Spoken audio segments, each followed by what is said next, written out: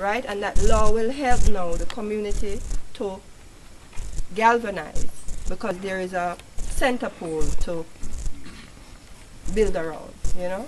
So those things are what this is what this is about. I think Paul Bogle and all our cultures, Kumina, etc., can benefit from how the Rastafari are going to deal with the culture. And then the Jamaican government is to help to facilitate us in our individual way of doing things. So instead of a Minister of Culture or IOJ, etc., being like a patriarchal type of a thing, it's a new kind of arrangement. Yeah, but the fact is that what you're really saying is the Rasta concept and the independence coming from the idea that Rasta is here to stay, and it needs to be part of the pantheon of the Jamaican culture is very important. Without diminishing its Ethiopic, because that is a challenge, you know. That is a challenge in articulation. Well, it comes from a history of diminishing it for the reasons of the colonial past, okay? Right. And we understand that. And I'm part of the IOJ, as you know. So right. That the Rasta exhibition of the IOJ, which is something that was very important for Jamaica, as well as that takes a time on me. Biting Anyway, so we are a part of understanding that, and it's evolving. Right. It's evolving. And in the same sense that Rasta has to have the respect, is the same thing that we are trying to do by having the Blue and Jonker Mountains declared, not just as a physical site, but it's also the home of the Maroons. Right. And the Maroon culture is something we want to be able to re-encourage, to emerge as one of the sister cultures from which we all come from. And it is that concept. And if you ask me, I shouldn't even say it here, but if you ask me, I would tell you that our motto really is wrong. It should be out of many cultures, a range of culture. Right. Because all of us, regardless of who we are and from whence we came, we all appreciate the same culture. We do, and I think now too, with globalization, which is something that is going to affect every person in the whole world, and how the economy is shaping up, who you are has never been more important in humanity, you know, based on what is coming. Right, and the fact that you have a place like this now, we already see we are inundated with the food, the lifestyles, etc. So who you are has to be in order to uplift and recognize. And I think too, what I overstand as well is, you know, because after this meeting, we're actually meeting with the South African ambassador in relation to Jamaica's role in Africa. And this is something the community has always been at the forefront of, and it's now happening, but it's not happening with the community. It's like you have influenced something and you're now not at the table of this great bilateral relationship now with... And that is a very fair comment, because it is one of the concerns, even for non-Rasta, how we have allowed all that has been generated from the Rasta to become something that is no longer under our control, Rasta control. Sure.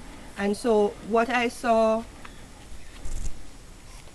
the president of Bolivia do as an indigenous personality is that he created,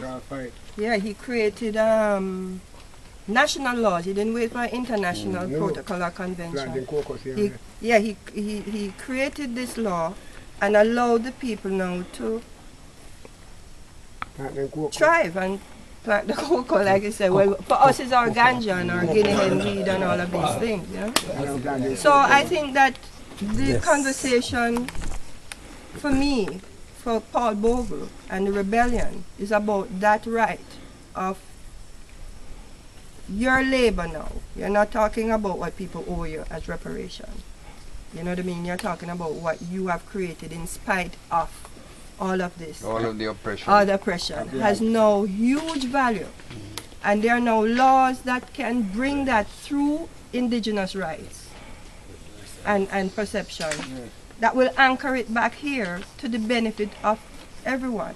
But as you know, the prejudice is just, prejudice is nature. It's tough, you know, so we have to make this very practical. So I'm saying in terms of the rebellion and the 150th anniversary, that is what we want to project within that this is what Paul Bogle was fighting for. What was he arguing about? Social justice. You understand what I'm saying? And social justice related to the people who were emancipated. Where is their land and how can they create out of that land and that impetus? This is the same question that we 150 years later are asking. Where is our freedom and our emancipation to use our intellect, no money, create a wealth? Now we say we want it and we're asking the government to simply pass an act that to say, Jamaica government said this is yours. And once you say that this is ours, we can go to the world that we have influenced and say, listen, there's an owner that must be respected and must benefit from this.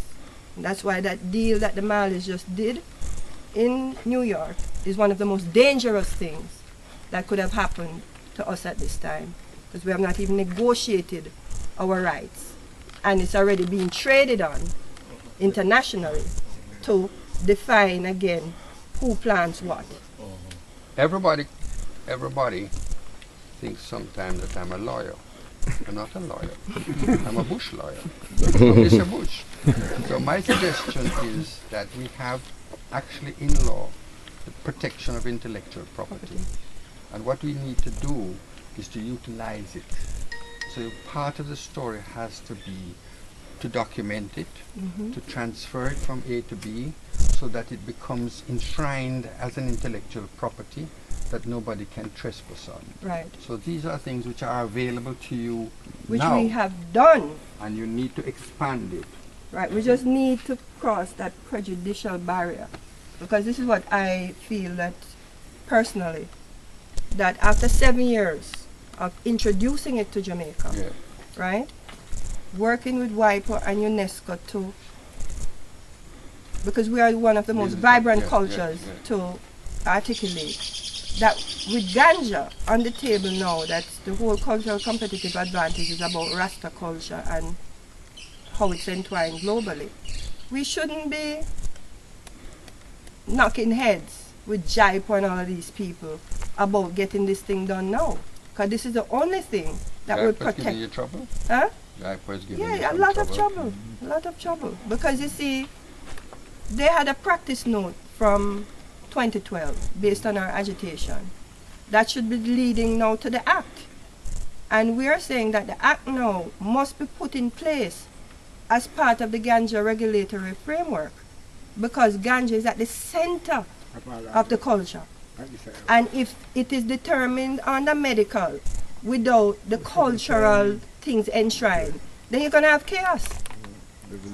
Meaning you, not only chaos, but you're going to be going at the heart of the Rastafari culture in how it has knitted itself today. Can I say something like this? I think a very interesting comment, but let me say something. I think one of the main things that damage Rasta, and we have to call a spade, is that His Imperial Majesty is a man that holds deeply to him faith or religion, if whatever you want to call it. There are several churches that His Imperial Majesty built, and I think Rasta for far too long has distanced himself from identifying themselves. Rasta don't have them proper foundation as how them supposed to organize. Rasta need to be a part. You can't sell His Imperial Majesty, but you're not identifying with the church. His Imperial Majesty build a church and leave. Right? What do you mean the church? The faith. The faith. No, the church is a, when you say the church, because there's a church on Maxfield Avenue. I'm not talking about the building itself. Okay. What I'm saying is that, yes, I know that the item is the church. But all right, let us say then that in Ethiopia. Like we say, and it going to, it seems as if we're getting a little bit distracted, but it's not getting a little bit distracted. It's, let me say something. In Ethiopia, we have 85% of Ethiopia is Christians. 15% belongs to Muslim and other religions. None of them deal with pork. None of the religions in Ethiopia deal with pork. His Majesty, regardless of what we have talked, what is documented, what is the truth, His Majesty came here and identified himself as a Christian leader, undisputed, as an Ethiopian 7-day. When we have how much 1,000 Rastas in Jamaica, we build this legacy, right? And when we take on a Saturday, that is supposed to be the day that of worship, when Rasta is supposed to come together, that is where Rasta get weak out and get loose out, because that is not there anymore. And the whole thing in a, you understand what I'm saying? So it's like there's nothing that is really bonding the Rasta family together. There's nothing that there is the work. That is why the work of Rasta, in my mind, this is my view, you know, I may be wrong, but that is why the work of Rasta gets so fragmented and fall into so much. Yeah, because when Rasta move, you know, if him woman not in a batty rider, you understand what I'm saying? Right, the whole thing scaled down because they not respect the Sabbath, under which part His Imperial Majesty come and establish himself. And until we go back to recognizing that as a faith, right? We will not able to, because the greatest banning is not going to be the physical banning. It's the spiritual banning. You understand what I'm saying? Now, there's another point that I want to make clear. When it comes onto social justice that Paul will die for and land, I live enough years that I can dead enough, but I not going to die. I can say that much. I will be here. But when it comes onto St. Thomas, we not going to sit down and make no powers come take anything when Mark Stoney got in. We go and fight. Because this is something that we will have to preserve. This is, and I am not chewing